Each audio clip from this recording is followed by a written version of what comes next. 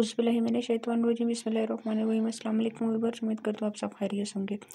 आज हम एक और न्यू रेसिपी के साथ आए। आज मैं बनाने लगी हूँ नमकीन मटन की रेसिपी। बहुत ही मज़े की और बहुत आसान तरीके से इसको बनाना बताऊँगी, तो इसके लिए रेसिपी अपने एंड तक देखनी है।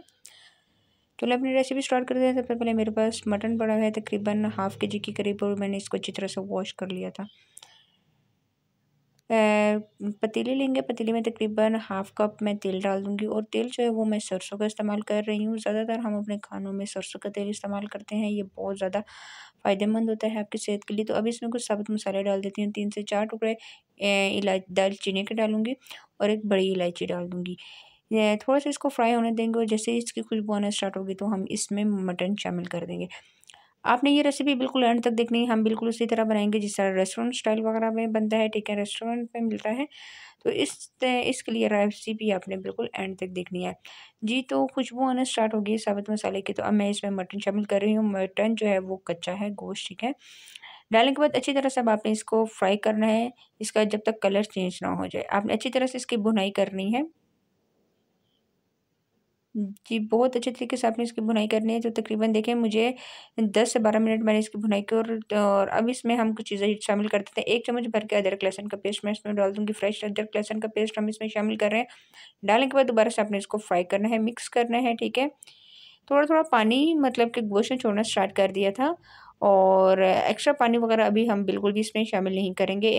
अब कुछ मसाले शामिल कर देती हूँ। हस्बे ज़ायक़ा नमक इसमें डालूँगी मैं। नमक डालने के बाद हाफ़ टी स्पून के करीब मैं इसमें काली मिर्च डाल दूँगी, और अब ये दोनों चीज़ें डालने के बाद दोबारा से आपने इसकी करनी है भुनाई। अब यकीन करें कि इतने मज़े का ये बना था ना। और अब इसमें कुछ और मसाले शामिल कर देती हूँ। हल्दी मेरे पास पड़ी हुई है हाफ़ टी स्पून, 1 टीस्पून साबुत पिसा हुआ धनिया था, और 1 टीस्पून मेरे पास साबुत ज़ीरा पड़ा हुआ है। ये तीनों चीज़ें डालने के बाद दोबारा से इसको मैं मिक्स कर रही हूँ, और अच्छी तरह से हम इसकी पकाई करेंगे। तकरीबन 15 मिनट गुज़र गए हैं इसकी पकाई करते हुए। मैं इसमें पानी डाल दूँगी कि गोश्त हमारा अच्छी तरह से गल जाए। मतलब आपने पानी डालने के बाद अभी जो साबुत चीज़ें हैं, मैं एक इधर टमाटर डाल रही हूँ इसमें, और 1 अदद मैं इसमें 2 से 3 अदद में हरी मिर्चें पड़ी हुई हैं, और 1 अदद मेरे पास प्याज़ है। ये तीनों चीज़ें आपने डाल के ढक देना है तकरीबन 20 से 25 मिनट के लिए। जी, तो 30 मिनट गुज़रने के बाद जब मैंने चेक किया तो गोश्त हमारा बहुत अच्छे तरीके से गल गया था, और ये जो मैंने चीज़ें साबित डाली थी, हरी मिर्चें, टमाटर, इस तरह से मैंने ये निकाल दिए, ठीक है। टमाटर का जो वो छिलका मैंने निकाल दिया था, और ये देखिए प्याज़ एक छोटी-सी इस तरह इसके एक पीस रह गया था, ये भी मैंने निकाल दिया। निकालने के बाद अच्छी तरह से इसको मैंने मिक्स कर दिया था।